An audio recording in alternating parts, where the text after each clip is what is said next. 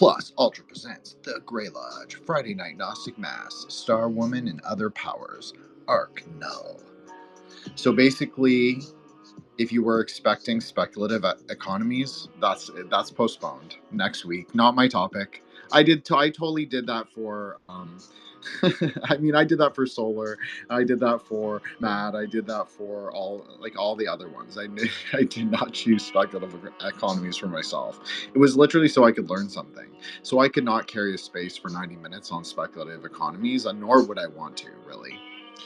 So let us just say that. And then also, just a little housekeeping before we start is that last week, I wouldn't say it was a disaster. I thought it was kind of funny and interesting, but the methodology that I adopted, I'm blaming Joshua 100%, okay? I'm not being agential. I'm totally blaming Josh, okay?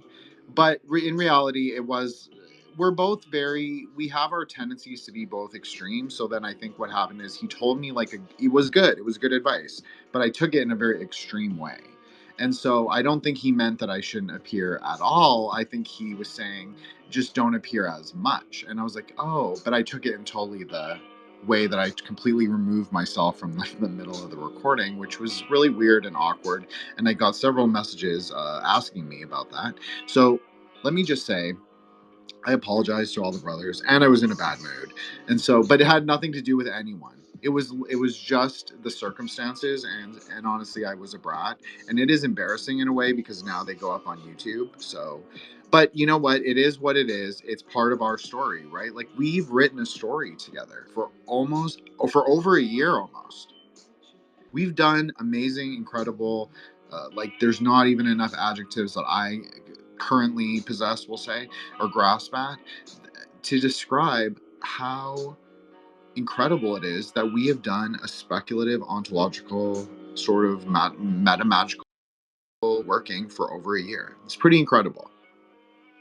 Like, yes, Joshua and joined us a little later, but honestly, Solar and Matt were we've done this whole thing almost together. It's really fucking crazy. It's really fucking crazy. I still think it's crazy. I wake up and I'm like, did we really fucking do that?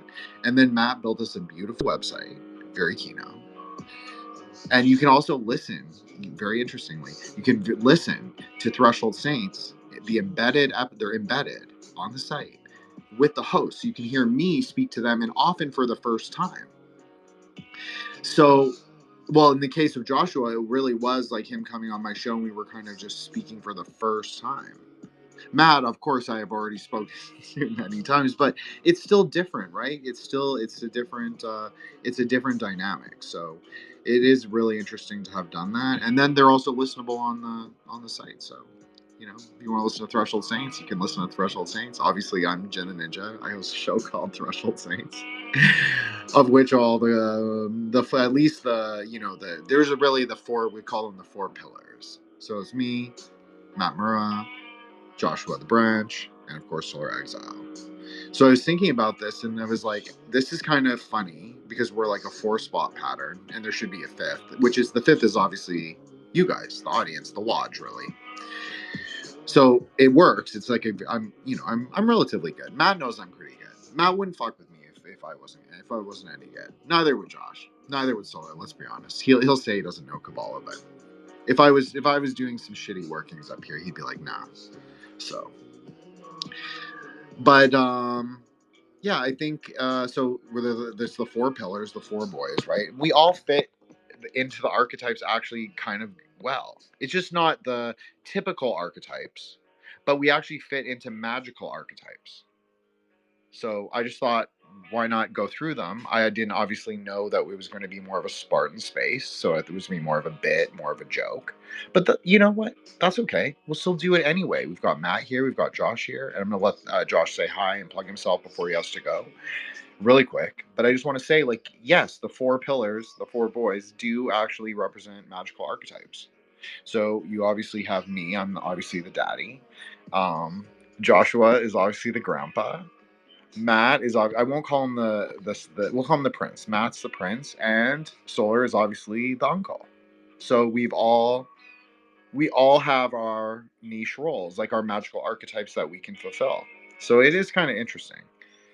Um, what else did I want to say? So this one is called Star Woman and Other Powers. So I will be talking about indigenous ontologies, sort of continuation from a theme that I've been working through, I think, in the multiple spaces. So I think we'll do, my fave is comparative mythologies. So we'll talk a little bit about the similarities between some of the Gnostic stories and some of the Mohawk and Oji-Cree and Ojibwe creation myths.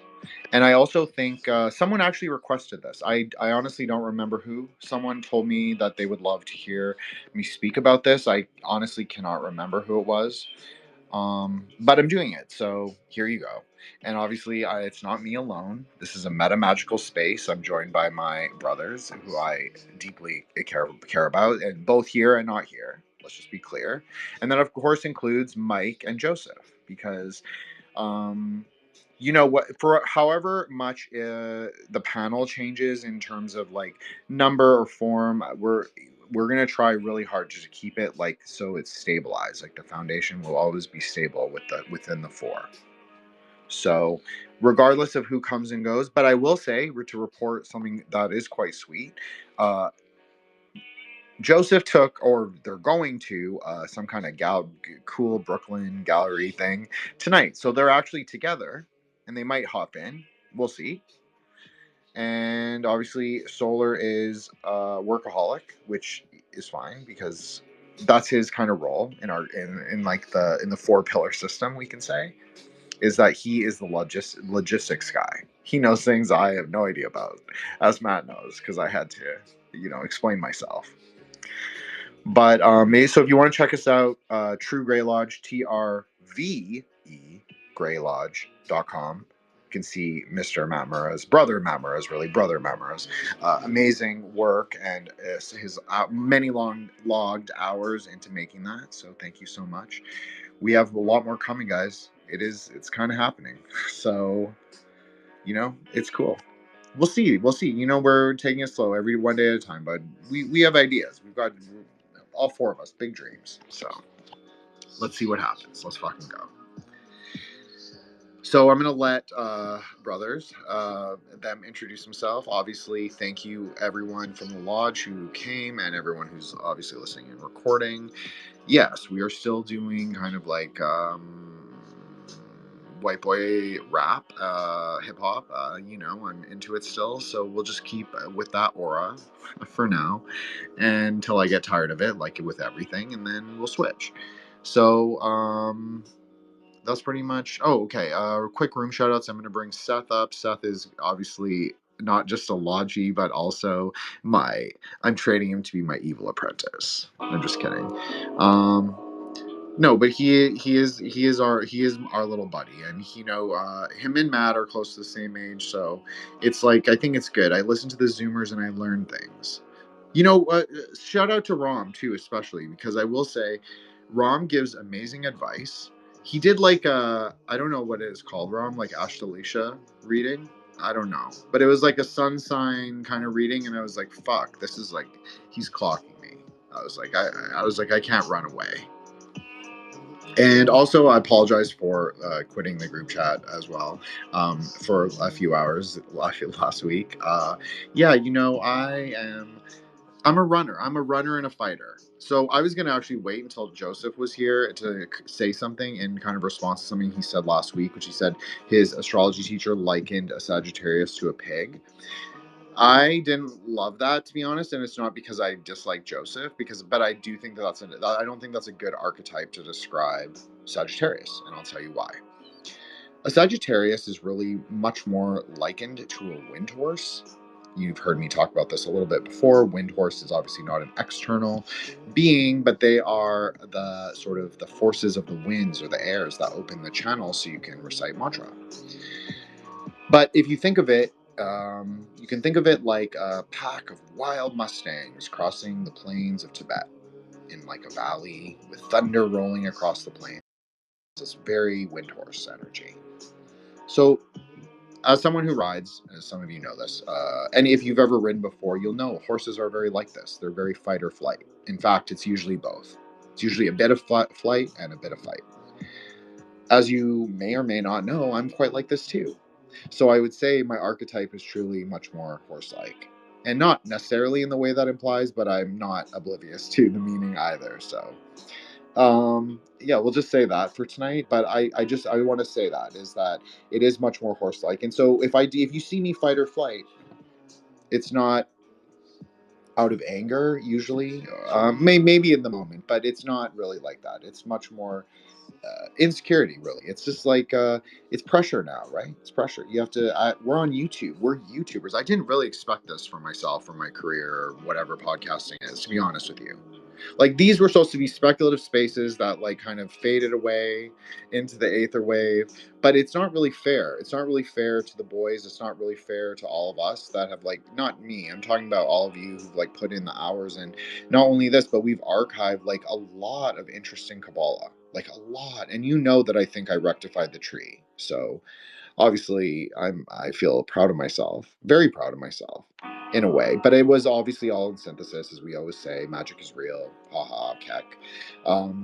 Plus ultra, hyperspace kingdoms, baby. It's all speculative until it's not, which is, it's always speculative, really. Ontology over everything. Love is the cause of knowledge. Love over will, but it takes both. Fuck the institutions and fuck the archons. So, have a great Friday night mass. See you later. I'm just kidding. Won't do that this week. But let's just shout everybody, and then we'll do. Then I'll let the boys say hi, or at least introduce themselves. Matt can say hi, and then, or I mean, Joshua can say hi, and Matt can introduce himself. So, Mr. I'm sorry, that is your lodge name though, Mr. T Well. I always say, like, I call him Mr. T Well, but his name is really MT Well. MT Well. But thank you so much, MT Well, for coming, as well as presence in the law, as in the group chat, as well as for hosting that very cool thing that I've never done. That kind of freaked me out because I am pretty traditional, as some of you know. But I thought you did a great job. I'm not slagging you at all. I'm just saying my comfort level was certainly tested. But I thought, wow, what a cool idea, and what a cool thing to put in the aether wave, like exercising the Aramon right out of it. So, yeah, let's go. Ram, of course, Frater Singapura, thank you so much, Ram, as well as being my part of my Zoomer coalition. We'll say, we won't call it the other name on recording, but my Zoomer coalition. Obviously, Matt's a free agent, but Seth and Ram, yeah. They're my homies. Ironwood, thank you so much for coming. Appreciate it. Bibliomancer Seth, I'm going to bring you up as a speaker right now. Thank you to Seth, who's been like such a great sport, and also really, he calls himself a chaotic zoomer, but he is truly wise beyond his years. So thank you so much for that. Mookie, Crowface Zucchini, Saint of the Birds, what more is there to say? Thank you for transcending space and time on an app called X, where we do magic and synthesis and consent. Interesting. Ihaye Asher, Ihaye John. You thought I forgot, didn't you? I never forget. I have an incredible memory and incredible IQ. Okay, we'll just ignore that. But anyways, thank you so much for coming, John. I appreciate your keynote on the timeline. I appreciate that you've joined us in the chat, and also just generally that you're supportive and like the show. Of course, last but not least, Vanessa, Truth and I. Everybody check out Vanessa's IG. It's full of her very keynote tie-dye clothing, and she's just an amazing person who always has supported me in the last couple months, especially in the spaces and the lodge, and I really appreciate it, because that's how it keeps going. And that's also true for the brothers too. It really is. If it wasn't for Matt, Solar, and Josh, I would not be here. It would not keep going. There would be no Threshold Saints. There'd be nothing. There'd be no Grey Lodge. So it really is in credit to them, and also like their ability to take my bullshit, which is not so extensive. Like, let's not go crazy, but I mean, it can be a little much, but a little fire. I have a lot of fire. What can you say? It's a lot of arrows, a lot of words. Sometimes it spills out, but then you kind of like look at it and you say, wow, that's not really good. you're saying you like really care about someone and you treat them like shit. It's not really a good look. It kind of makes you look at yourself and be like, maybe that's something I can change. So, but we all, and the sad thing is that poor Matt, he has to deal with all 3 millennials. That's a lot. That's like 3 layers bullshit deep. So, anyways, I'll let Matt introduce himself. Then I'll let Joshua introduce himself. Then I'll let Seth introduce himself. And then we will get started. Brother Matt, please go ahead and say anything you want to talk about. Alrighty. Matt Moore here. Kabbalah, astrology, tarot, numerology, all the different esoteric, quote-unquote, occult, quote-unquote, mystic, but really technology, which is at the end is Kabbalah anyway, so all good. So yeah, we are here, another space. Thanks, Jin, for all the things you bring into the space as well, because I think that's what at least I gave on feedback based on the last space, which I didn't think it was bad, it was just different, but kind of missed the energy that you bring. And again, I don't think it would happen also without you. So I think it's very interesting that we can do this all together. And yeah, so we have now the Grey Lodge website and YouTube, which has been growing subscribers daily. That's very cool. Also watch hours. I think we hit 10 hours already of watch hours or something. So that's very cool. Again, the website is thetruegraylodge.com, with the true has a V instead of a U. So it's true, right? The True Grey Lodge. Very cool, very keynote. Also with the images that Jin creates. And what else? Yes, there is my website, Kabbalah.com. That is KAABALAH.com. A lot of cool stuff there.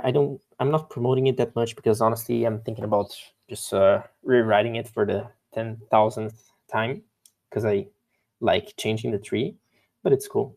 You can go there. It's a lot of apps, a lot of interesting stuff. Also my YouTube, Instagram, TikTok, here on Twitter, obviously, or if you're watching this on YouTube, there on Twitter.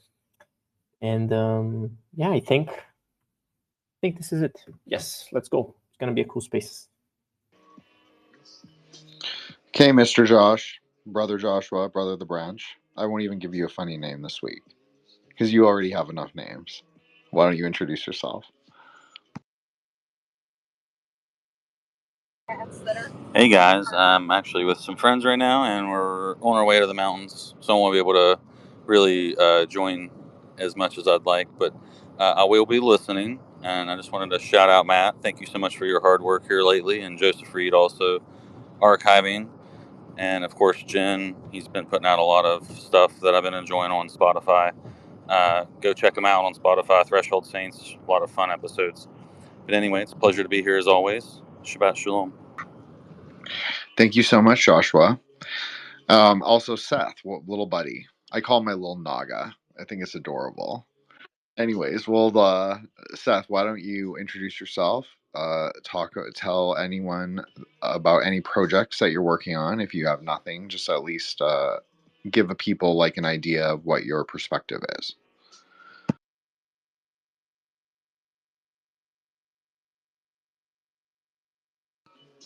Seth. Okay, well maybe he's busy. That's okay. Y'all know I can riff, so we'll start. Okay, Star Woman. Why is this? Wait, I think he unmuted for a Okay. second. I don't know if he got Seth, any are you comment. ready?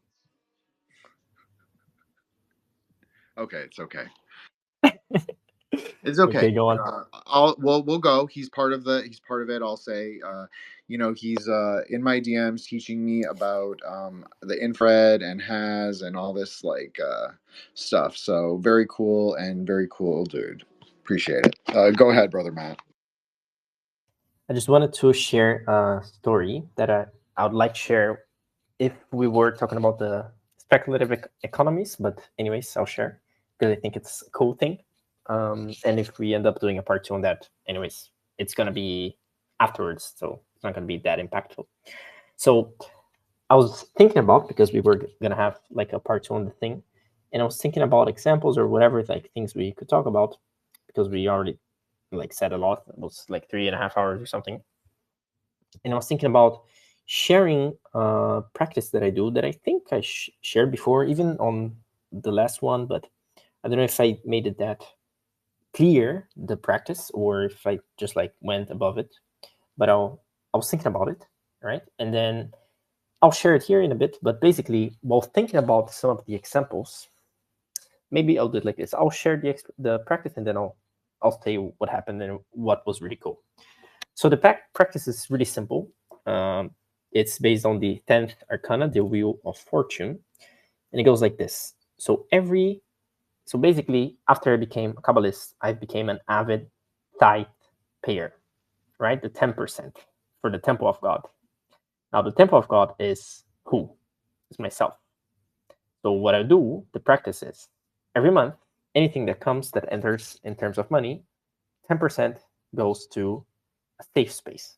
And that safe space can be whatever. If you like crypto, if you like ETFs, whatever. If you like just putting the cash below the pillow or whatever, doesn't matter. Just cash that you're not going to spend. Okay. If you're smart, you're going to invest, obviously.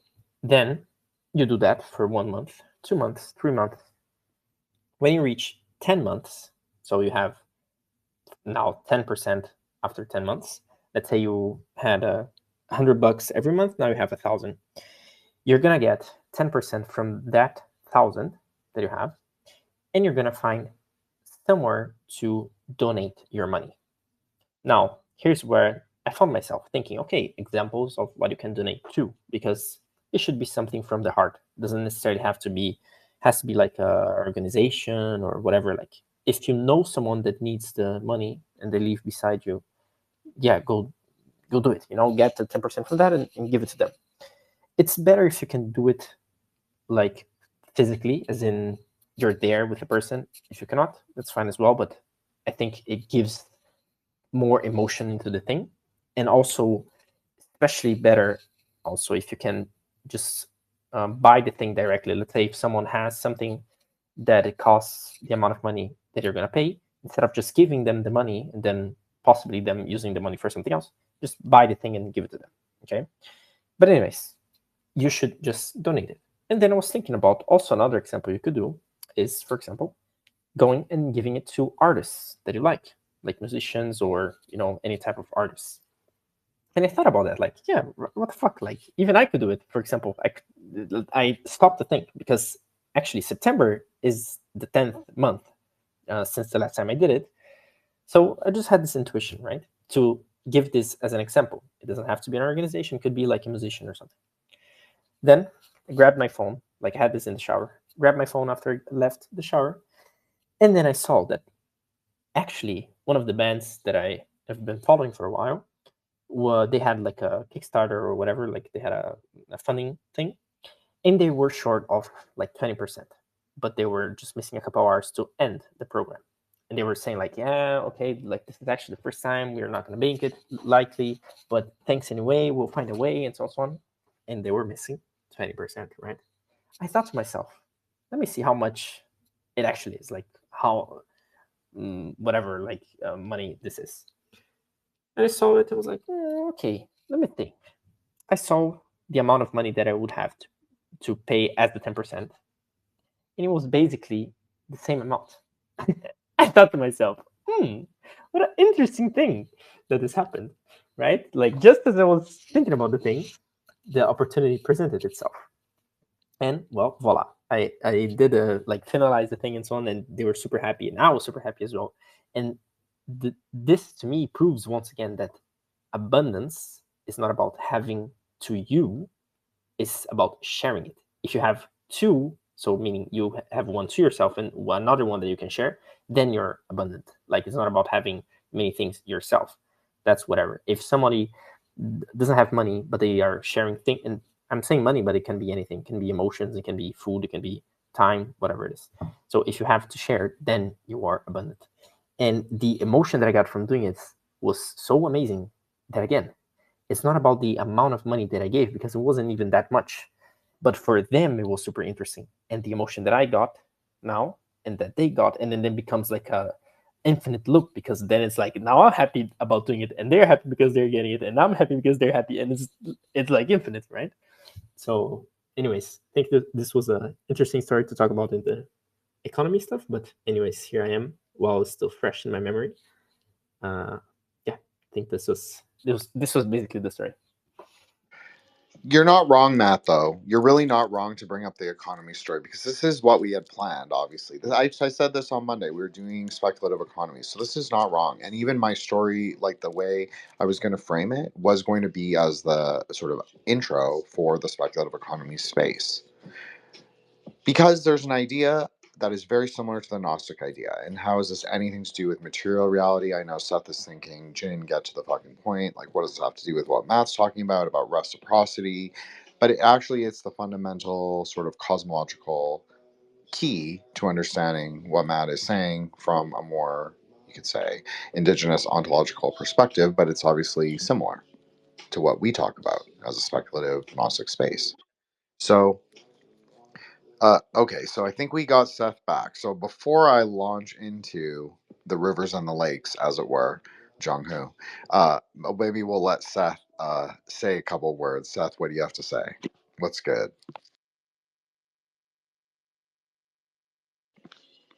Okay, maybe. Oh, we'll see. Okay, drop. Okay, maybe mic issues. No problem. We'll see. Oh, come back. Okay. Seth, can you go? It's okay if you can't. Go. Okay, well, you know what? We are having some Aetherwave technical difficulties. It's totally okay. That's what this space is, Gonzo, right? So, Seth, just interrupt me if you come back and it's working. That's totally fine. I won't be mad. I'm very calm and not that stoned. So, basically, the story is very similar to the Sophia. It's a star woman, God's wife in heaven, the Creator's wife, and she gets bored or she gets curious. It depends on the story. But I've heard it told multiple ways. Or she looks over her shoulder. Obviously, we have the very similar story in Buddhism with the Adi Buddha and Samanta Badri. She looks over her left shoulder. She hears the cries of those suffering in the other realms. She falls all the way down through the pleroma. Every time she falls through the pleroma, it creates matter. Okay. This basically happens. So the Star Woman falls down. What does she fall down upon? A great ocean. But it, on an ocean alone, there's nothing. It's totally boring. She's bored. It's not like heaven. It's not like Yab Yum with God, if you want to call it that. So she prays to God and says, Yo Deus, we'll call him. Please send me something to, like, send me somewhere that I can build a home. So he sends her a giant turtle, the turtle that holds up the worlds. Now, if you're thinking this sounds so similar to Brahmaloka, this is exactly what I thought when I first heard this supposedly Mohawk story. It was like, wow, it's almost like the same thing. And I said that and immediately was like pilloried and is called like a racist and all the crazy things that you can be called, because I simply noticed a comparative similarity. So I just buried that for 10 years, just totally buried it, pretend it didn't exist. And then we started doing these spaces. So I started doing comparative mythology and I was like, you know what? It's actually time. I can finally talk about it in the way that I want to. So she falls down, matter's created. She's on the turtle's back. The turtle obviously has the ridges, but she's still alone, right? She's the perfect wisdom, but she's still alone. She's just floating on this giant turtle's back, endlessly, infinitely in the universe, the infinite expanse of space. What is there for her to do? It's pretty boring. She can only look at her reflection in the water, call down storms, lightning, but no one to talk to. So she prays to God and she says, "Hey Deus, please send me some some people, some like homies, some Nagas to chill with, but not necessarily Nagas. That's why I didn't use that word at first." And so God obliges, and He sends her first the medicine people. So the medicine people that live in heaven are kind of like angels. And that's sort of how they are, I guess. That's a good way to describe it. They're angels. And when they appear on Earth, they actually don't appear as men or women or animals, they actually appear as plants. Very interesting. So you could say that the plants were really the first ancestors of humanity, or at least that is where the medicine spirits dwell. Very interesting. I know you're thinking about this, Ram, how Rahula, the god of space, the great dragon of the eclipse, he is actually also the god of very potent medicinal plants. Very interesting. So the plants come down in the medicine people come down in the form of plants, but what does she have to talk to? Well, now she has the medicine spirit, so she learns medicine. What does this mean? This doesn't actually translate as well as it sounds. I know indigenous kind of like studies has been given a totally revamped, very decolonial framework, polishing, and all of that. It's a lot of it's bullshit. This is the truth.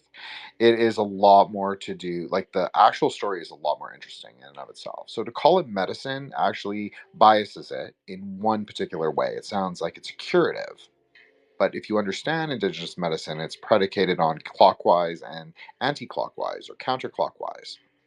So good and evil, Manichaean, but maybe not. So let's keep going.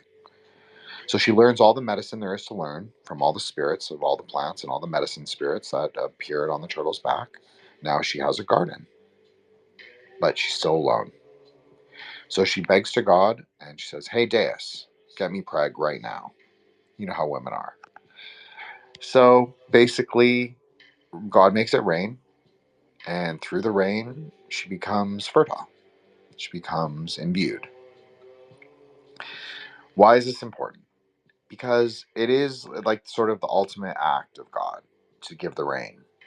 It's also the ultimate act of the consort, and especially in Tantra, I've talked about this dozens, if not maybe hundreds of times, the idea of Tara and the rain and the perception and the mother of the milk ocean. So you can see there's even a similarity. It's all kind of tied in.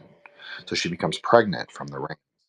And then she gives birth. Who does she give birth to?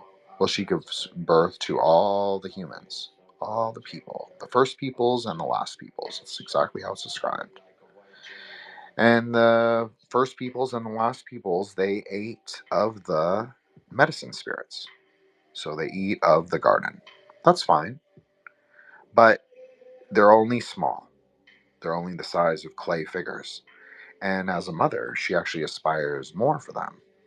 So she says, "God, yo, Deus, we only have plants. We need something else. We need something to nourish mankind." So then the creator, Deus, gives unto the, I guess, the little people, he gives unto them animals. The bison, the birds, the eagle. Each one has their own medicine, right? But they also perhaps are symbols, signifiers, signs that refer deeper into the mysteries of creation. So mankind eventually grows up, grows tall, grows strong from eating meat of the bison and all the fruits of the field. Okay?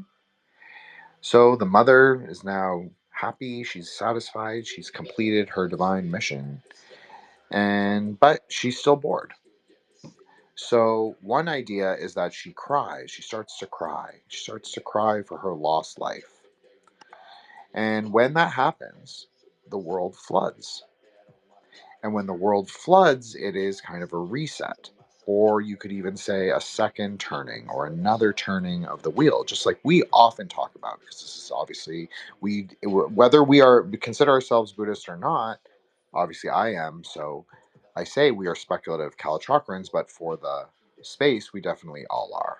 So we're just extending that and saying we're all speculative Kalachakrans, but we're all speculative Gnostics as well. So we're just keeping open minds, open frameworks, and just looking at the parallels between the two. So when she cries, the ocean level rises, and then God answers and says, "Star Woman, why are you crying?" And she says, "Well, I have nothing left to give my children. I've given them everything that I can, so the only thing I can do is cry." And the God says, "Well, if you cry, you're going to destroy the world yet again, and you'll have to start all over." So she says, God, I'd like to fly in the stars again, and maybe occasionally come back as like a sign from the Creator that I exist, that you exist, that reality is not quite what we understand it.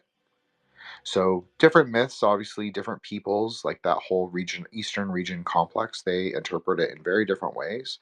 That's okay. I'm going to tell you one telling. It might not be the telling that you're familiar with, but it is an actual way to tell the story. So God says, okay, you can be a star, and you can also come back occasionally in the sign of a white buffalo. Very interesting. And so, from then on, the Star Woman and the White Buffalo Woman, that whole complex, those are interrelated characters, not exactly the same, but they're interrelated and they do share some commonalities and they do share some narrative. Stories will tell of them as being the same. I'm not saying they are the same, but just an idea, right? So, it can also be thought of as a Dakini very easily. It can also be thought of as a Skywife very easily, same thing. And it basically parallels the Gnostic story like almost one to one. And even her association with the waters and crying and mercy and the birth of mankind and how she's never satisfied because what the Dakini concert is really rajasic. She's really impulse, just like my impulse to run away, as we talked about. If a Sagittarius is really a wild horse, that's what Rajas is. It's the impulse to fight or flight. It's the impulse to act. She's always wanting on the go. She always wants to go. She never wants to stay. And when it's too peaceful, too normy, she gets bored because she's really meant to be in the stars. She's really meant to skyfly. So, this is also an interesting idea. What does this mean in terms of markets? Well, there's another part of the story, or a different, maybe telling part of the story about how her tears, when the rains of her tears subsides, it creates the rivers. So the rivers, in fact, especially in North America, form an incredible sort of quicksilver web of transportation links. So I know that Mike and Matt brought up network states in another space, I think a few spaces ago, but we obviously spoke of them last time because this ties into sort of our speculative vision, we'll say speculative only, but speculative vision of kind of the future, or at least right now. So you can consider the villages that existed on the sort of river heads as the nodes, like we've often discussed in these very spaces, like how we're doing right now. They are the ipsos. And instead of carrying the information on the aether wave, maybe you could say they carried the information on the river. It's kind of interesting, especially if you think of it in Tantric or even Vedic terms. I know, you're all shocked. You're just having heart attacks like left and right because I'm saying the word Vedic in a non-pejorative way. But the truth is that Saraswati, the goddess of Vidya, wisdom, although she can also be the goddess of other things, but wisdom is a good one. She is a river goddess, as is Lakshmi, the goddess of wealth. Both of them are river goddesses. So it's the implication that actually the blessings flow downstream of the river. It's quite interesting, right? Especially in terms of commerce, network states, and Hesed, because fresh water is not the same as the salt water. This is alchemically quite distinguished, right? Very important, actually. So I think that is also, it gives us sort of an analogy, you could say, of where and what is the nature of the network states that we propose. So if we are on the turtle's back, this implies some kind of geomancy. Now, I know this will be a little weird for people who are unfamiliar, but I'll use the Chinese example, but this is by far not the only one. But Chinese script really developed from these Tang Dynasty oracle bones. Or Shang Dynasty, I'm sorry, Ram. Shang Dynasty oracle bones. So they would cast the turtle shells and various, what they would call dragon bones, into the fire, and they would let the cracks show, very runic, very runa, right? Very much. And they would interpret them in ways and then also add to them. So they were not static. That's what's really interesting about it. They would actually fill out the characters for the meaning that they intended. So they would create the radicals for the different words. The most common radicals are river, bamboo, grass, things like that. Now, radicals don't necessarily have meaning or sound, but they do add to the overall content, and in a classical way, it's very important. So, why am I telling you all this? Because you can also consider a language of fire to be informed, to be different than a language of water. Because we're talking about like the rivers and the river systems and how it flows and how it provides network support. But what is the fire really in magical technological terms? It's really a portal or a kind of transmutation of matter into something else, into another place, maybe. So you could think of it like that as well, like that there are rivers and then there are flames. So I think this also goes along with kind of our greater idea of as a lodge, of being kind of like magi, meta magicians of the 2025, not we was kangs, like trying to recreate something, but maybe trying to do something totally new, but not discarding the past, not discarding the ideas, but maybe synthesizing both the fire and the water, very Gevra and Hesed, right? Gevra and Gedela. We talked a lot about this. We, in fact, did a whole rejects episode with 3 of us discussing this because this is one of the most fundamental. Yes, Matt, please go ahead. Just wanted to touch on something because it's also fresh in my mind that you were talking about, like not doing Weeble Skanks stuff, but kind of also still looking at it. So I think a nice analogy is looking at all the ancestral worship things that we have all over the world, right? We have it on, east side, you have it on Africa, you have it on a lot of places. So basically, think about it. When you're looking to your ancestors, you're not necessarily gonna quote unquote worship what they did bad. You're gonna keep what they did good, and like hope that they get better and so on. But also, like that's the thing, you're constantly updating their views. Also, because if you planned to like live your life just like your ancestors for, I don't know, fucking 5 ages ago, like 5 generations ago, you're not really gonna make it because, well, the environment is different. So it's not that you should necessarily reject everything that they knew, but kind of understand, okay, based on what they knew, what worked for them, and so on, how can I rectify that nowadays, because it's a completely different environment. So not necessarily everything will work the same, but that there will be a lot of teachings and a lot of things that just works. Like almost every week, my mom reminds me of something her grandma would tell her. So it's like, what, 5 generations? And like I listen to it, and it's freaking, Kabbalistic axioms that they would know just from, I don't even know where. Like I don't think they would read this somewhere. It's probably passed down, but like it's some crazy stuff that they don't necessarily, maybe even thought it was that important, but it gets lost with time if people don't keep it, right? So, but at the same time, yeah, exactly. Don't, oh, we were skanks, like, oh yeah, if I'm talking about this context of ancestors, oh, my ancestors were this and that.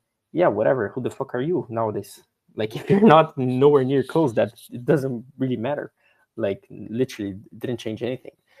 So it's yeah, just was fresh in my mind, so I thought I'll bring it up. No, that's great, Matt.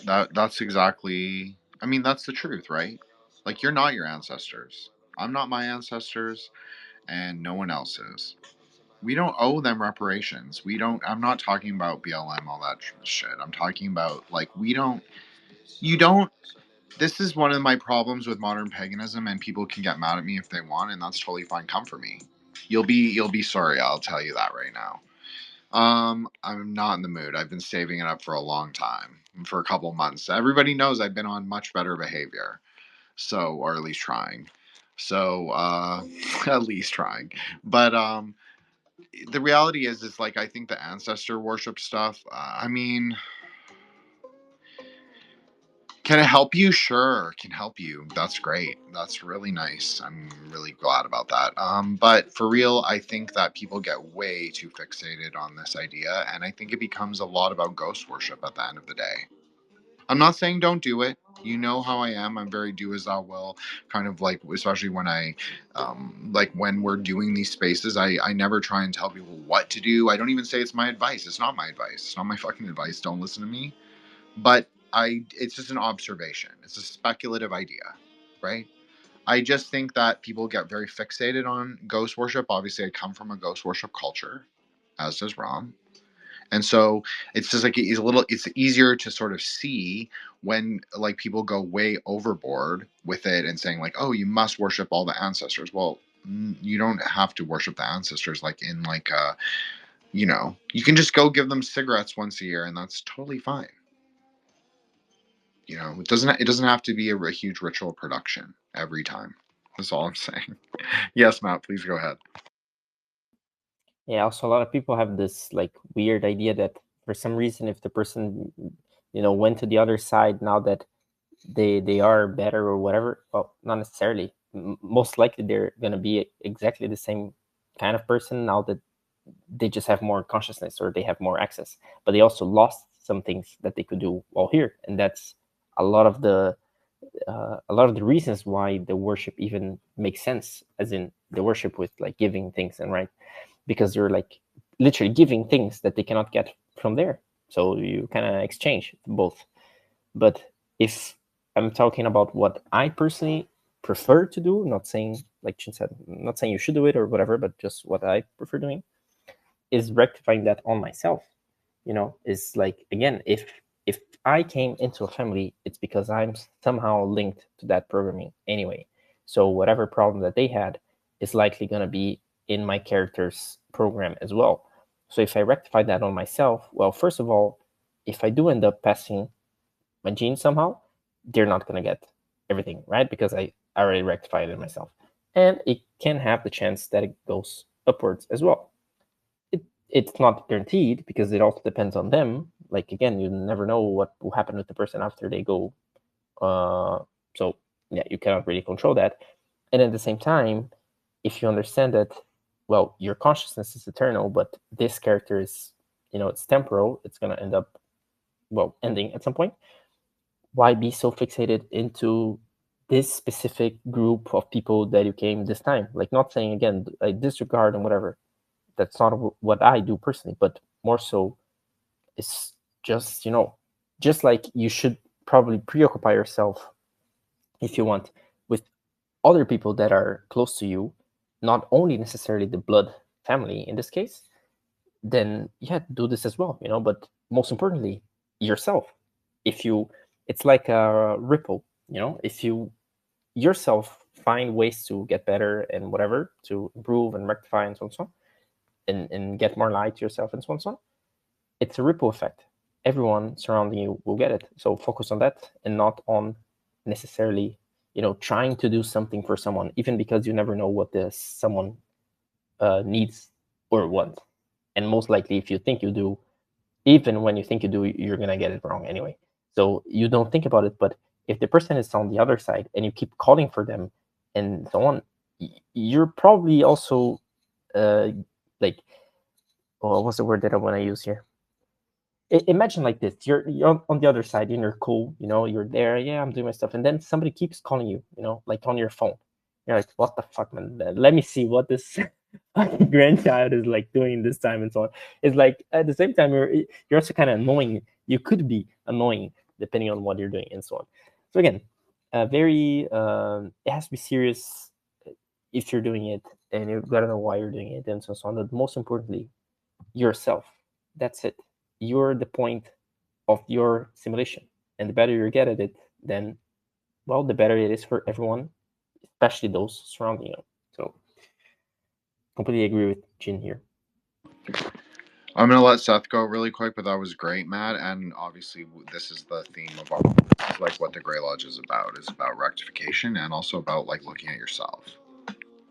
And that's really where magic begins, in your own consciousness, Nagas. So what Matt said was, like I bow down to him.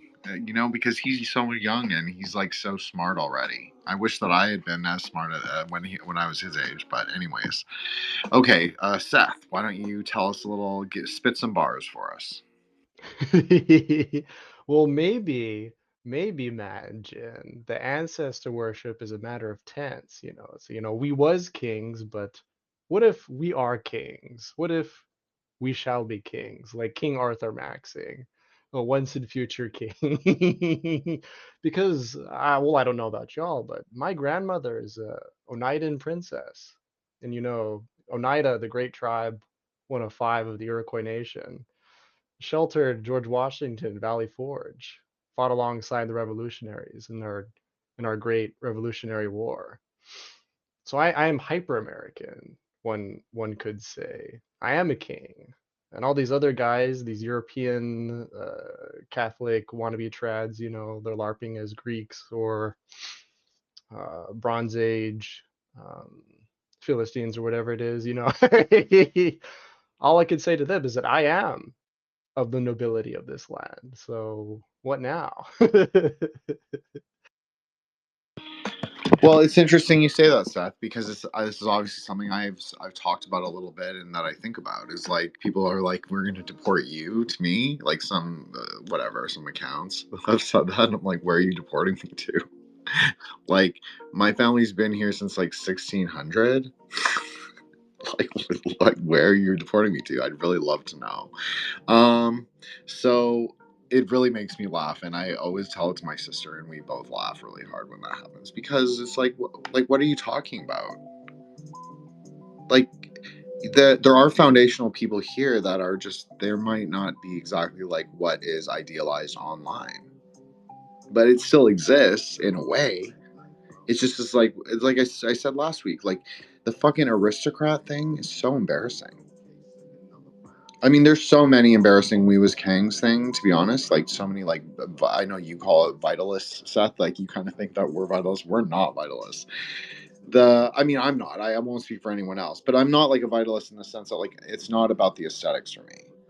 It's not about some like idealized like form. It's about being like a better person. If you want like my distilled version, it's about theurgy. It's about like having those. I'm gonna Matt, you'll get me, and Joshua as well. But I'm not using this as like a thing that I believe, but I'm just saying it's a maybe ontologically equivalent idea of having higher Sephirotic experiences with God. I think that's kind of the point of being human, and it's not so much of the grasping, right? Because like obviously I follow Dharma, and we shouldn't grasp, because we might be here for thousands of lifetimes. So that's also the truth. One lifetime we might like attain tons, might gain lots of cool powers, like you and I were talking about, like Jedi mind trick cities and all this stuff. I didn't teach him anything, okay? Like, on my honor. Yes, Seth, go ahead.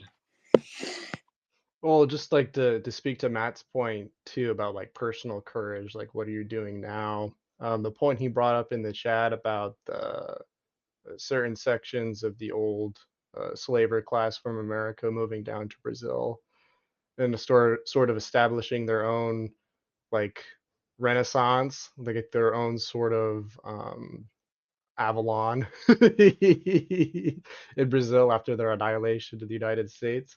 I mean, obviously, not that I support these ideologies or the world spirit that they embody whatsoever, but just like personally, I could observe, they were about some shit. Like they actually went and established their Troy, their not their Troy, their Rome, their new Rome, after being ousted from their Troy, their homeland in America, down to, I guess, Brazil, which was really incredibly funny when you told me about that, Matt. Versus, like, what are these people doing now? They're just like LARPing in their rooms, eating chicken nuggets and drinking chocolate milk. They don't even believe in anything either. So it's like, I wish they would be like spooky occult magicians, like us. They'd be much cooler, at least. It'd be more fun to engage with them. Yes, Matt, please go ahead. So that's the thing, you can get lost in the weebos, skanging, LARPing so easily, because at some point you don't even remember why you're doing it. I bet you if you like went to one of those parades, the ones that I sent in the group chat, and like started asking people about, you know, the stuff that happened and so on and so on, they wouldn't even know what the fuck they're talking about. Well, first of all, because they don't know the language. They speak Portuguese. They don't speak English anymore, you know. And well, second of all, they likely didn't study the history of another country, nor the history of their ancestors, because you can count on your hands how many people you know that will do this kind of things, you know. Because you have to, you need to have it in the first place. You need to have someone in your family that knows about the histories, which, by the way, they'll likely talk like what they know, but it's not necessarily also the truth. Like they'll likely change the story from their point of view as well. So the stories keep progressing and changing. So again, it's very interesting to see that, because like you said, you're gonna go there and they're gonna be fucking eating Cheetos and whatever, and they don't even know why they're doing the thing. They're just doing it, you know. So that's why it's important to also, again, focus on yourself, and then see, that's the beauty of it. If you focus on yourself, you're gonna get more experiences and so on, and you're gonna get more access to the knowledge, and you're gonna know for sure what did happen. So you're not gonna be LARPing. You're gonna know exactly where, let's say, this character that you are right now, Matt, Jin, Seth, whatever, the character you are right now, what are the origins of this character, and maybe other characters, and so on, so on, so on. And maybe you're like, uh, however you want to name, you know, like Astro origins, whatever. And then it's gonna have a better foundation, instead of just, you know, something that you think you are and so on. And it's not quite, and you also don't know that well about it. So that's the, again, it can be a trap. So it's more interesting maybe first to focus on yourself, and then you can dip into all these kind of things with better equipped, let's say. Okay, Seth, go ahead. It reminds me of the scene from The Sopranos when Paulie goes to Italy and is eating food with all the other like OG Italian gangsters, and he's asking them like, "Okay, so guys, like, where's the real tomato sauce? Like, where's the real spaghetti with tomato sauce?" And then they turn to each other in Italian, which I guess Paulie doesn't know, despite being Italian. They're just like, "This guy has worse taste than our German counterparts. Like, this is crazy." Like, so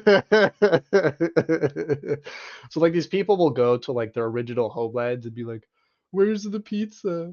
Where's Matt, you're European. Maybe you've like experienced this yourself actually in real life with American tourists. You'll like be going over and be like, "Where's the pizza? The real Italian pizza. You know, our pizza is like super great, but you know, what's the OG, the homeland pizza, the pizza of the homeland? Wherefore art thou?" I know I'm being like really cruel. I'm sorry to anyone who like is a great worshiper of ancestors. I'm sure you're exempt from this particular phenomena, but I think it's really funny. But maybe I'm just a vulgar American. But actually, that is true. Like, people think, you know, the best pizza in Italy and so on, and then they come, you know, an American or Brazilian even, and they come, and the pizza here, it's not the same. It's like a different thing completely. There's gonna be, you know, much less, let's say, cheese and whatever, and toppings and whatever, and the dough is gonna be completely different and so on. And they're gonna say, no, but that's bullshit. I don't like it. But like, bro, then yeah, you like a different thing. That's cool as well. But then don't LARP as being Italian or whatever, you know? You're another thing. So it's very, very interesting to see. Okay, so this is such a great point. Because this is the fundamental truth. Is like, it's okay to like a different thing.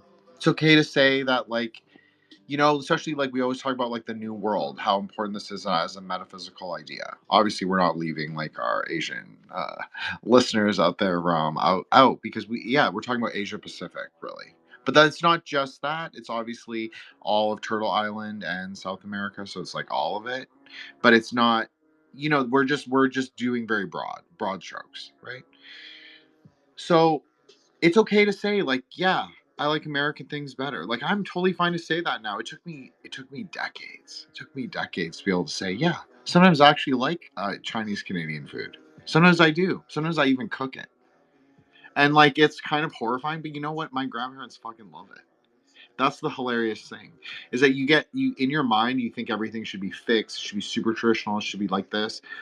Like, okay, so I have a funny story. I have an auntie who when she goes to Asia, she comes back and her suitcase is full of those like Singaporean packets, those instant, like the satay sauce, the laksa mix, all that shit. And it's actually like organic. It's actually like really good. You can even get like gluten free ones. It's like good. Like it's good, dude. Like they have good stuff. But it like comes from a package, right? It's just like I know it sounds really weird because everybody's like anti-microplastic, and they're not actually. They're like there's some kind of crazy sci-fi technology. But anyways, the reality is they're not as bad. They're not that bad. If you've eaten McDonald's, they're way less than that. So just I'll keep that perspective relative. So anyways, that I always was like to my grandparents, like, why is your peanut sauce, like Indonesian peanut sauce, why is it so much better than mine? Because I fancy myself quite a good like cook, and so I would always be like, why is it so different? And they would always be like, oh, we use a packet that your sister gave us, and I'd be like, really? Use a packet? I was like, I make mine from scratch, and they were like, why? And I'm like, you know what? At the end of the day, I still make it from scratch, but I kind of admit that they're right because if theirs is turning out better, like how it should actually taste, then there is a point that you're like, okay, well maybe there is something that it's like by hand, the way I do it at least is not sufficient. So I think it's totally okay to say you like something else, you like something new. That's very dirty in our culture to say, oh, I like this new thing. That's how I always found is like to shout out Zach, who's in the room right now. But for Don to Don, that's how I felt too. I was like, everyone's gonna pillory, like everyone's gonna say, like, oh, this is a shit anime take. Like you're not allowed to like this. Like all the cool, like right wing anime boys, I knew this was gonna be like a oppositional take, which of course I'm very comfortable with and I do all the time, right? It's very Jin, you have to admit. I go in the opposite wave. So I was like, I knew this is what it's going to be, but I was totally comfortable with it because I knew it was good. So you can just fucking say things are good. Like that's okay. You can fucking like things. I fucking like Death Heaven.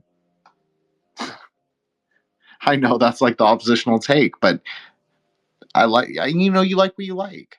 It's okay. Sometimes you change. And maybe that's what Matt is really saying is like, is your essential self so fixed that you can't change? You should be able to change. And you should also admit, like, lessen the hypocrisy and be like, yeah, I like this. We talked in the chat how I like sneakers and how I really don't like wearing any hard shoes or anything like that, even to ride. I really like to wear sneakers or barefoot or nothing, or like I'll wear like Vans or whatever. But it's bad horse etiquette. So um, basically, that's what it is too. It's like you just kind of go like I'm in 2025. I'm not in 1880. Like that's also the reality. Do you know what I mean? It's like I don't have to play cowboy like every day. Doesn't have to be like that. It can be something different, something like new. It can be like right now. Maybe I'm just present right now. And what is right now? If if you want to be barefoot, then be barefoot. I don't know. But you have to be able to say it. You have to be able to like, yeah, this is what I'm more accustomed to, and this is what I like too. And I think that's good, and I think that's a very new world attitude. Actually, I don't think that's we're laughing at it, and we're kind of talking about it from the reverse perspective of like going over to the old world from the new world, and then looking at the differences. But like I have the exact same experience because obviously I'm French Canadian, so when I've gone to France, it's like yeah, they can immediately clock you. Your accent's very different. You have a different kind of like levels of politeness are sort of abrogated in more dialectical French and colloquial French and stuff. So it's a little more informal and it's just a little more colloquial. So they can they know. So but it's also like being okay with that. Like it's taken me a really long time to be okay with that. Even though I can kind of fake I can kind of fake a continental accent when I have to. I actually just prefer to speak like how I normally speak in French, to be honest. So why am I saying that? I'm just saying because when I've gone there, it just is so different. It's like, is this really the same culture? Is this really like who I am? No, it's not who I am. I come from a family of like lumberjacks. Like, let's be honest. Like we're not that's not even who I am. Like even fundamental, not even like in an essential way, that's not who I am. So the reality is I have to update for that, and then also for like who I actually am and who am I actually. Well, I would say that it's much more transitive and much more non-essential, because I don't like to stay super fixed, but I do have things that are fixed about like aesthetically that have stayed with me, and then also maybe you maybe have like certain threads that have like carried you through your life. Like Dharma is that for me. That doesn't mean it has to be that for you, but for me, that is something that carries me through. Hyperborean, obviously, I coined that term, but it's interesting because that is, I kind of do identify with that at the same time. That's why I like it. It kind of functions both in this like meta layer that's like real and not real. It's kind of like the true non-dual kind of identity word, because what does it really mean? It's really referring to someone who's like new world in their consciousness. It's not really about American, Canadian, or Brazilian or any of that. It's kind of like, what is the geo-ontological relationship with you and the place that you arose? No matter where you've lived, we've all lived in a lot of weird places. Matt's lived in weird places. I've lived in weird places. The truth is like everybody has shifted and moved, and it is not like 1300 where you don't know outside of your own village. Like maybe that's true in like Mauritania, but that is not true for most people. Most people are not deeply rooted necessarily to where they are, and if they are, that's great. But is that true for everyone in your family? Is that true for your kids? Is that true for your siblings? Like, people have changed. People have been migrating and going around the world for thousands and thousands of years, as far as we know. I'm more of the card cutoff for me is about 500 BCE, and then I'm like, we don't really know what happened before that. And even to that date, I think it's really hard to really know. I'm just being honest. I'm not dismissing any of the archaeology or any of the material science. But I'm just saying it is kind of hard to know. It's all hyperstition. When Matt was talking right at the beginning, I kept thinking that it's been the word, right? It's been the word. Isn't that interesting? Nick Land coined this word, hyperstition, and it's been all over the timeline, like so saturated. Everybody's talking about hyperstitional event, hyperstitional this. And like even I use it, I'm guilty, but I actually used it before it was really mainstream and cool. I just want to say that. But as with all things, of course. But no, I think it's like the hyperstition is history. It's just like the story that you tell, and then the more people that believe it, then it becomes more real, more concretized, more aggregated, more klopothic. Not inherently evil, but usually for most people, let's just be honest. Like I'm saying that at the higher metaphysical level, Kalipas are not evil, but for just a normie person, which I don't love that normie magi distinction is actually okay, but I think there is something that we shouldn't call people normie. I think that's like that doesn't really speak to their ability to change, right? And if we're saying that you are agential and of your own free will, then everyone has the potential to change. It's just whether they want to or not, really.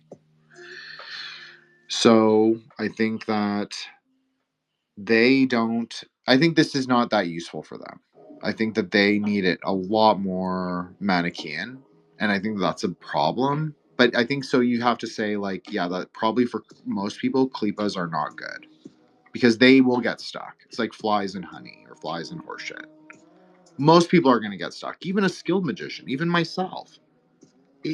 Sometimes it is challenging not to stay stuck in the vessel, right? Sorry, Matt. Yes, please go ahead. Perfect timing.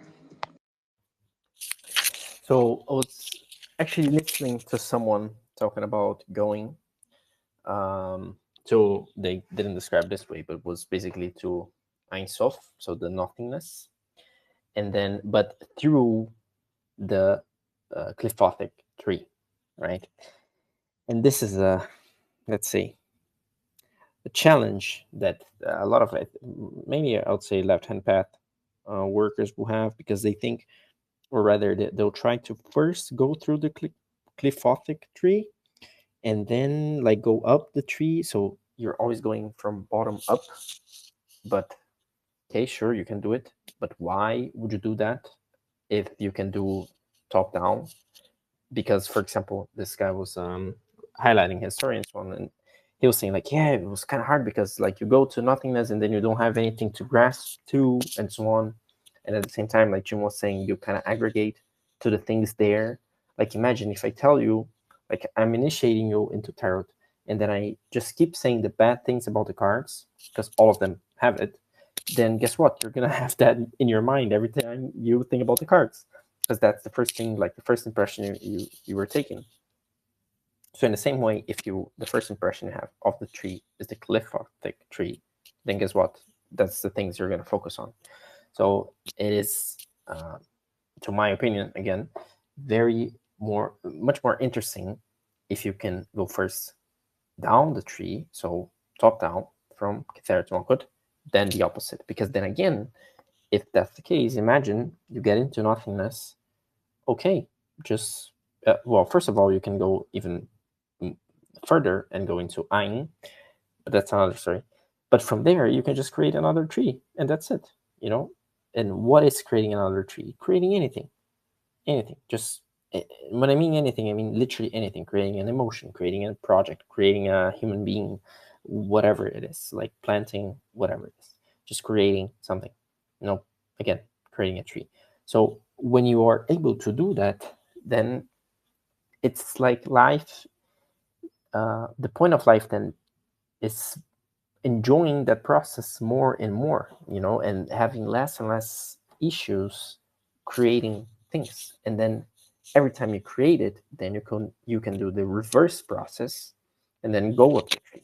So you first go down, then you go up the tree, and then you keep doing this process over and over and over.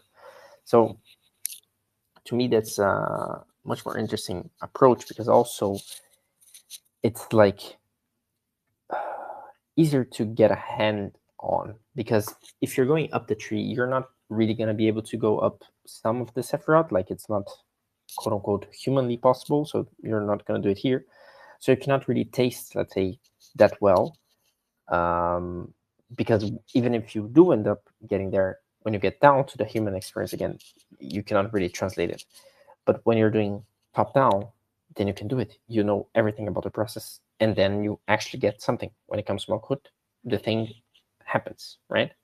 So again, I would say it's much more interesting to go that route than the sometimes usual other route that people go. I mean, Matt knows I totally agree with this. I totally agree 100%. Like, if you're going to listen to someone, listen to Matt. I'm going to offer a little different perspective. It's not in opposition, though. The way that I first did it was through non-dual experiences, so it was a little bit more like climbing up, but you're going through everything. It's both at exactly the same time. So, but that's very normal. I've read other Kabbalists have that very similar experience. I know Matt has talked about this as well. So this is not an opposition. It's just saying that there are different perspectives, different views. Like, what does Andrew McLuhan always tweet? Sees the means of perception. Perception starts at Hesed. So we talked about how important Hesed is. Well, because Hesed is the one that pushes us forward. It's the thing that is the progress, because it's like love. That's the key to the whole tree, right? Is love. That's the whole idea, especially for Aeon of the Daughter and all the spaces that we've done as collectively, synthetically, as a group of metamagicians, and as a speculative audience or a spectator audience, to have like people witnessing in the act of that creation, the creation of the hyperspace kingdom, you could say. That's a perfect way to say it. There's no, I mean, I wouldn't have no problems to explain that metaphysically. It makes total sense to me. So that is also what it is, because Hesed is also a very generative force.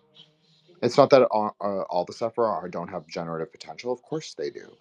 But it's just that Hesed has it innately, and it can amend certain things with it's a Sephirah of increase, right? So where it cannot, if it cannot amend something fundamentally, like change its fundamental nature, it can actually outweigh the bad of that thing, of that object, or that klipa, or that incident, or that karma, you could say. It just puts so much more infinite good in front of you. So the bad thing doesn't seem as big or as bad. It erodes it through its kindness, like the ocean does with rocks. It's exactly the metaphor, right? So, but that doesn't mean that that's always the best way. That's not always the best way to solve it, and that's not always the most immediate way either. So that's why you have to, like Matt and I totally agree on this as well. And I'm not saying that to speak for Matt, and of course he's welcome to speak on it. But I think that we both agree that it's important to have multiple sephira you're comfortable with, multiple ways to travel the tree. But you can also say that love is fundamentally, as Ram has in his bio, is the cause of knowledge. So it's a way to penetrate all five densities if you want to use the Part S system, which is what I prefer and what I think Matt also prefers. And I think actually Josh also uses this. So it's a way to get all the way to the fifth density really quickly. I mean, maybe not like instantaneously, but I'm just saying like you can work through it with love instead of like in opposition all the time. Because I think that's a thing that we all do, especially like millennials, Zoomers are kind of like this too. It's like, oh, do you really want to? Do you really want to? I was reading someone's post today and they were like, millennials are the most fatherless of the generations because they're like, they're always in opposition. I mean, I'm not saying that I'm like that or that anyone else is like that, but I do kind of see it in other people where they're kind of like, we are kind of like the generation of the longhouse. So so a lot of our perceptions are like managed through that experience and that kind of relational ontology, right? Because like this is like it was like the rise, like the millennials coincided with the rise of like this kind of new wave feminism, all of these kind of like weird ontologies describing very maybe deviant and also like transgressive sort of relational ideas. And the thing is about relational ontology is it's not really good or evil. It's about coming into like the fullness of the relationship. So like the perception. So that's why Hesed again is so important, bodhicitta. But it's also there in all the sephira. So you can say that, yeah, of course, Hesed is like for that part of the tree is the embodiment of loving kindness, but it's not the only one. It kind of that can carry with you and carry you through the tree as a whole. So that's what's really important. I think I feel very strongly about emphasizing this in public. Not because I don't believe it in private. I do believe it in private. People know. I mean, Matt got a text where I was like very like over emo it because I was like very much and Joshua too, and like we were on a live and I was like, oh, fuck man, I'm tearing up because he was talking about Hesed and I was like, it's really profound what he's saying, and then he's talking about like the relationship with Hokmah and hearing about it. Like some not that I don't hear about it. I hear Matt and Joshua and Solar talk about it.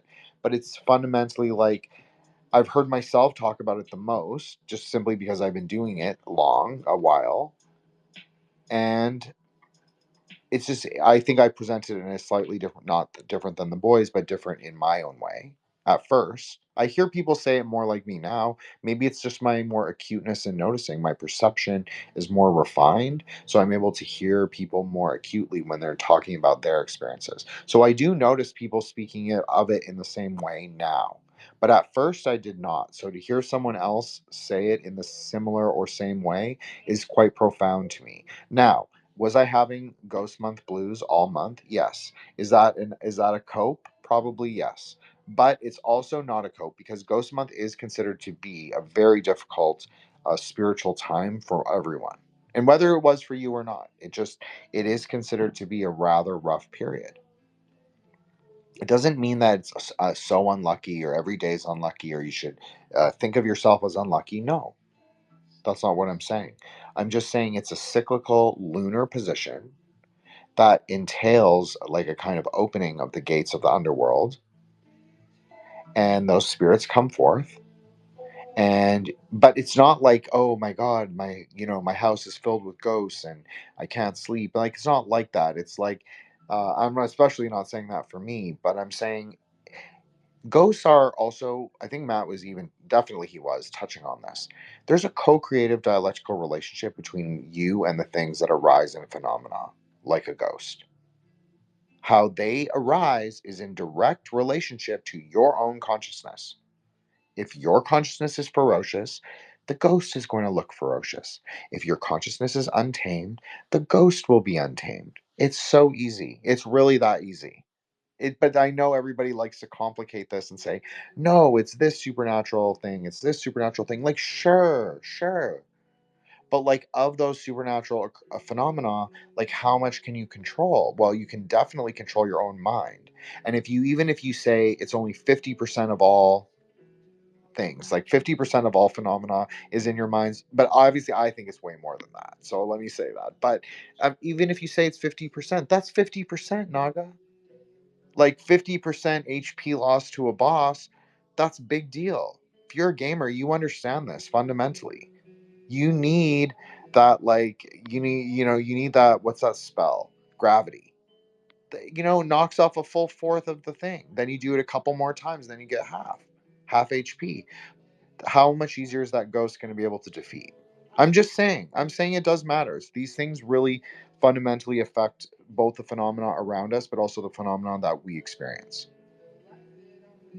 And so I do tend to say, as Matt and Joshua and Solar and all of you guys know, I tend to really emphasize this idea of Aeon of the Daughter, not because I kind of coined it and I kind of think it's awesome, but I also think that it's important because it actually kind of says all this. It kind of encapsulates all the things that we're talking about in just a very like easy, quippy, little thing like Anne of the Daughter. Okay, it means all of these things. So that's why I like it. It's a container that can take a lot of essential truths, you could even say. Can take both relative and essential truth, primordial truth at the same time. Because that's all it is. It's just empty. We know it's empty because you hear me say it every single week. What is the fundamental nature of reality? Well, it's emptiness, which is not nothingness. But I do think it's interesting that Kabbalah posits that it's a layer, right? Like, what is that? What is that layer? And where is it? Is it high? Is it low? Well, maybe it's both. I think there are so many different ways that people have described the experiences, and that's also what Matt was talking about. Like, how do you replicate fundamentally these things that are happening in consciousness that are very much the same, are very much like similar from person to person, that are replicable from person to person, but it's also about how you take it. Like, do you understand the thing to mean like I can do whatever I want and I can be as transgressive as I want? Well, some people do think that. I don't agree with that personally. I think it's not really about that. I think that they're getting a little lost in their self and their ego. And I personally would eschew that and say, no, actually, we're a lot more empty than that. And we're also have the capacity for loving kindness. So we can actually choose something different if we choose. Yes, Matt, please go ahead. I'm gonna say that, and then I'm probably gonna leave. But it is also a very interesting practice to do, which is thinking, who is it that wants? When you want something nowadays, okay, who is it that wants it? And if you get to it, why does it want that? Because most likely, you're just gonna be a zombie, quote unquote, wanting what was already programmed there anyway, from whatever, from the culture you came from your family, from yourself, programming the same stuff like in a million lifetimes and so on. So like, at some point it becomes like I'm in an event today, and a guy gave this phrase which was really interesting, which is like, you're in a car and somebody else is driving. So if you really think, oh, I want this, I want that, well, do you really? Like, a lot of people have cravings for food and then don't realize that this is coming from all the bacteria and whatever from your gut. It's not even you that wants it. It's just like, imagine there's a lot of mini yous inside your gut, just saying out loud like, yeah, go get some McDonald's. Like, imagine this next time you go and like want to get one of these kind of foods. Just like, picture this is what's happening. And if you go, and I'm not saying then you should be an ascetic and like never do this kind of thing and never eat. Do whatever you want, quote unquote. But really think about it, where is it coming from and why you should do it and why not, because otherwise you just get into the loops forever and ever. And like, you're not aware. You don't have the consciousness for it. So unless you have it, then when you do, you can make the choice, and then you're understanding why you're making it, so that you're not gonna be you're not gonna enter any traps. Because, for example, if you enter the trap of, okay, I'm just going to eat McDonald's this time. And then, well, you're probably going to get guilty if that's not truly what you want, because another part of you won't want that. So now you have the problem of being guilty. And now maybe you're going to try to compensate with something else and so on. So it becomes like a problem. But if you're really conscious and aware of the choice, then it doesn't really matter. You can do literally, quote unquote, as you want, because then you're going to know exactly why and how and so on. Like there's more variables that you are aware. Anyways, that being said, please continue the space. I'll have to head out because I have to wake up earlier tomorrow. Matt Mura, follow me here. Follow us on the YouTube channel. Follow us on the website and everywhere. And yeah, thanks very much for everyone listening, and Jin for hosting. Obviously, Joshua and Seth for being here, co-hosting here today as well. Thanks a lot, guys. Thank you so much, Brother Matt. Really appreciate that. We are going to close out pretty soon here. So, yeah, everybody check out our YouTube. I'm going to bring Joseph up. And it was a really, I think it was chill. I think it's exactly what we said. Like, it's like a good, it's the end of summer. So it's like end of white boy summer aura, maybe. Oh, well, okay. You can have white boy winter. Is that what you really want? It gets pretty cold here. -30. So hope you're ready. Okay, so yeah, thank you so much, Brother Matt, and thank you to everybody who participated. I'm going to let you go, Joseph. Yeah. So yeah, please go ahead, Joseph. Good evening, everyone. I just want to make an announcement that we have Malkuth, a Grey Lodge IRL meeting in person here on location on Mulberry Street in downtown Manhattan. We have field trip. Monty, what's up, guys? How we doing? And we have Mike, wrap it up in the building. And we have Hi, Aviana in reporting live. We're all reporting live. All 4 of us are here. We are on our way to dinner, so we just wanted to drop in and say hello and share the love. And thank you, Matt. We've Malkoothed it. Thank you, Jin, for creating the space. You guys are awesome. Thank you, Josh. Thank you, Bibliomancer. Thank you, Ding. Thank you, Ram. Okay. And, thank you, boys. Thank you, boys. Thank you, boys. Thank you, boys. Thank you very much. much. Grey Lodge is mobile. Grey Lodge mobile field trip. Okay, we're going to go. Thank you so much. Ciao, ciao, people. Ciao. Awesome. Well, that was awesome. That's really cool. To be honest, I'm not going to cry, but it makes me happy. It makes me really happy because that's what it's about, right? We're like the Ipsos, we're like the node. Whether you stay in on or not, whether you meet like your mutuals or not, like as I said, like as we were talking about this right at the beginning. So this is like always what Matt says, like we always come back from where we start at the spaces. So like we've all, like some of us, like I feel like we've made some connections that are maybe just like transcendently karmic, like just weird coincidences, very different people, but like we all come together and talk in synthesis, and hopefully we don't feed any egregores, and hopefully we can, fuck up the archons. And so shout out Monty, Joseph, and Mike. Wow. Great. Incredible. Crazy.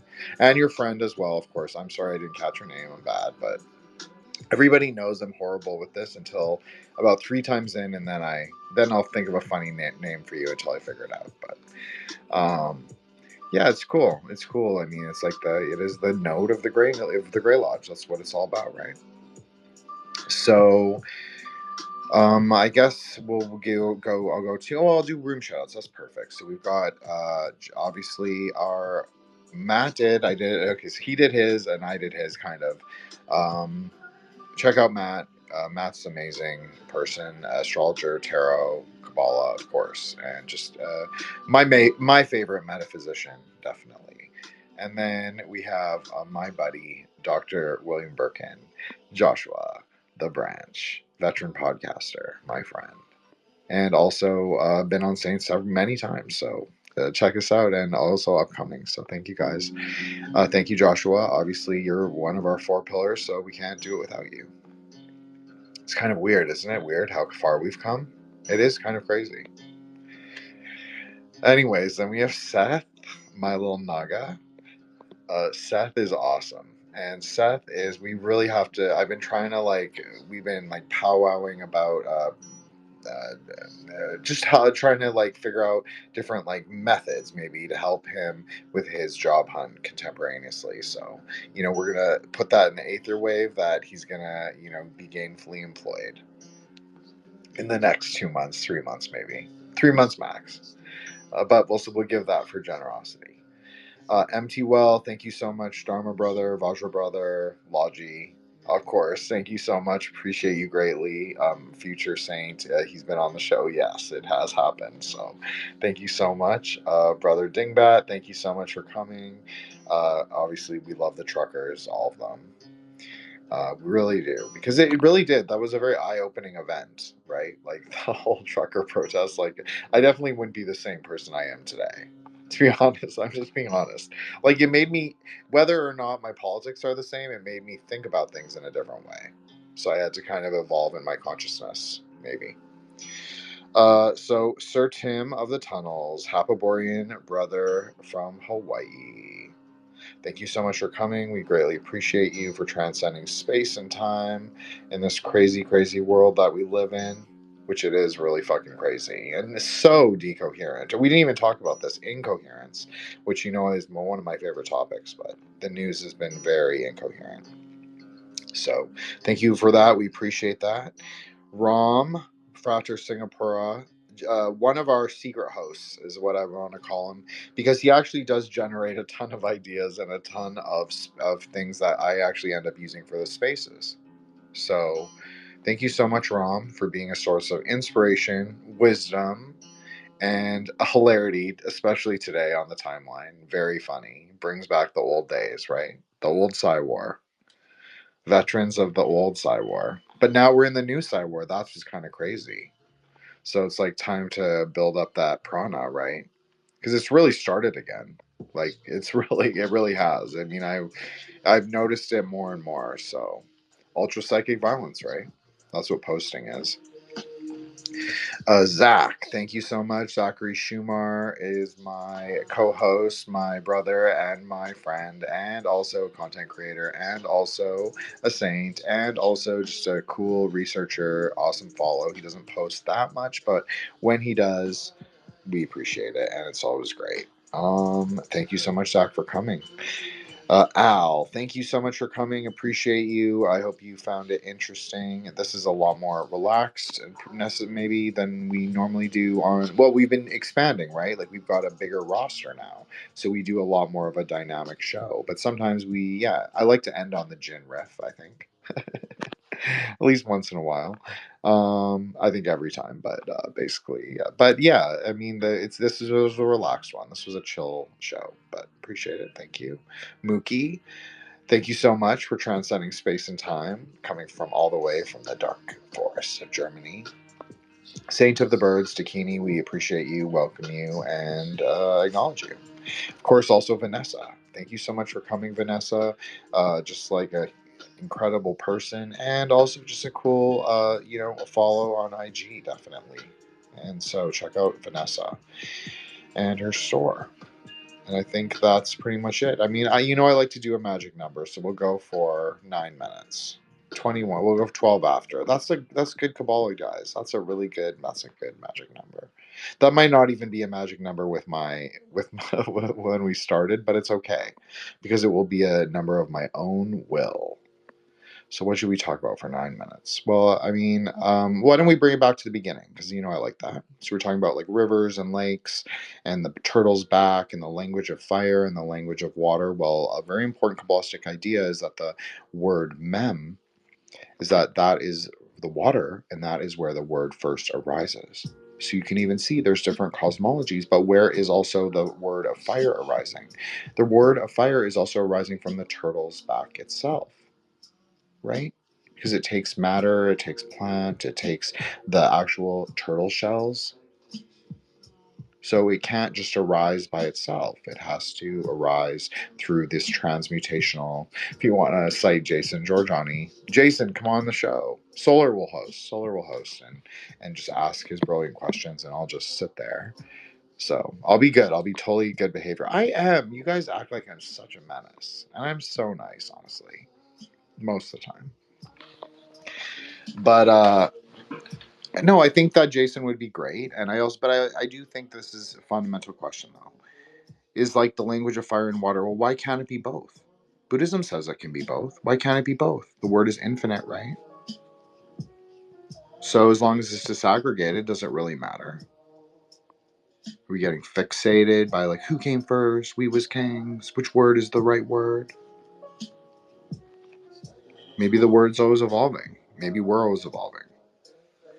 I know that's really scary and it's very challenging. It's very challenging in our current times where everything is so uncertain. It just feels like uncertain. Not necessarily day to day because I don't really pay attention to it. But I can feel the uncertainty. I can feel like there's a tension. I'm not saying civil war. I think that that's totally bullshit, manufactured, kind of like sicko timeline shit. But the truth is like there was a reason that I started on Twitter. There was a reason that I chose Twitter to sort of be the vehicle, right? But I'm serious. It's true. It's because it was like a 4chan that was accessible. I didn't need to know the lore. I didn't need to figure it out. I didn't know anything. I didn't know anyone. Could not have told you about like who's cool, who's not cool, who's in, who's out, who's fighting with who. I just kind of did my own thing because I could see that there was so much potential. And maybe I don't have a huge account, but you know what? The reality is like I am followed by some really big accounts, and I don't just mean the one that followed me today. I just mean in general. And I've always been told by much greater magicians, but I don't even think they're that much greater, but I'll credit them and say they're greater. They've always said like, yo, you're good, dude. And I was like, I know I'm smart. That's my one. I've talked about this on spaces so many times, but I the one thing I do know about myself is that I'm smart. Now, do I know I'm a good magician? Not always. Everybody's subject to insecurity, right? And it's especially hard when you're, again, to bring back something we talked about right at the beginning, it's especially hard when you're subject to seeing your own behavior reflected in people that you care about.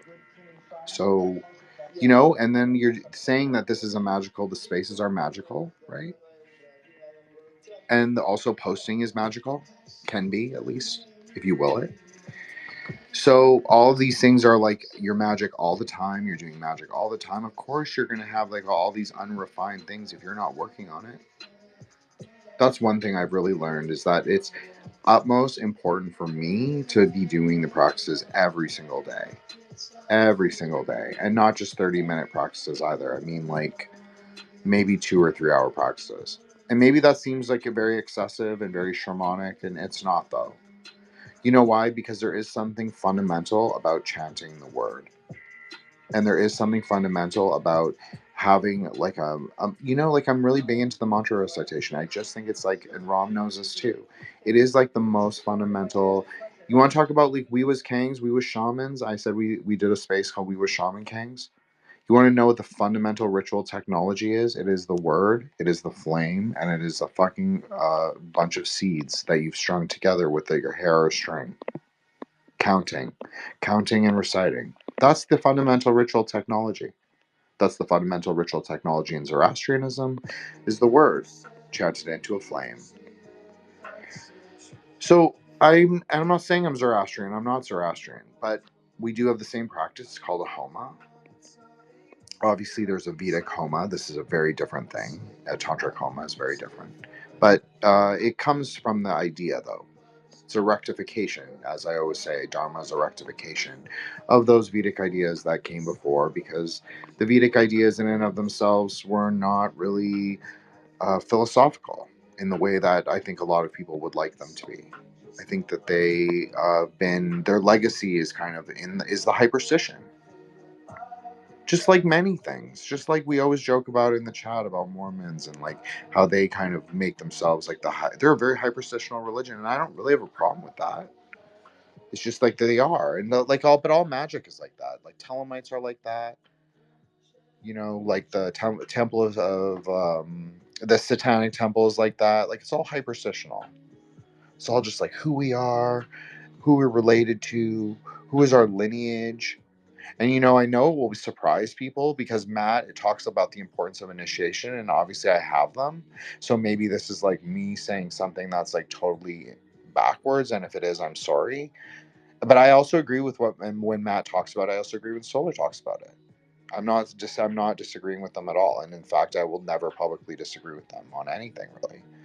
But the truth is that I also think that there are practices that are easily accessible. I'm not saying that they're equivalent, but I'm saying that they're accessible to people right now, and that they can infer progression along the marga. Now, if you don't agree, that's totally okay. But there is a there is a kind of tantric idea that this is true. Now, I can't really talk about it or tell you that much about it. But I can say two things. If you do Vajrasattva, you can go all the way. If you do Amitabha, you can go all the way. So think about what I just said and then think about it in context to what I'm now saying. So Vajrasattva does not need an initiation. It really doesn't. It's the primordial guru practice.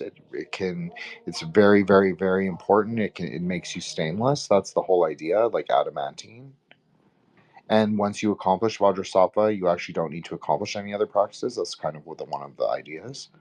But you can also graduate to something that you all know that I love very much, which is Aquila. And Aquila is not a ritual knife, but it is actually more of a wand, more of a pointer, to point the channels of the 5 elements in perfect synthesis, creation of the 6th. And then, of course, the daughter, who spins him around and opens the key to save the world. That's kind of the story. Primordial to the sun. Very interesting, right? I know someone said that they hate that I say interesting so much, but interesting is a great word because it doesn't have a value. So I'm not saying anything is good or bad. I'm just saying there's something interesting there. Substantive. Something to play with, maybe. Winnow, like in a winnowing basket. So I think that is kind of like the fundamental idea of like what the Grey Lodge is and what it is becoming, because it's changing all the time. It is like very much in flux.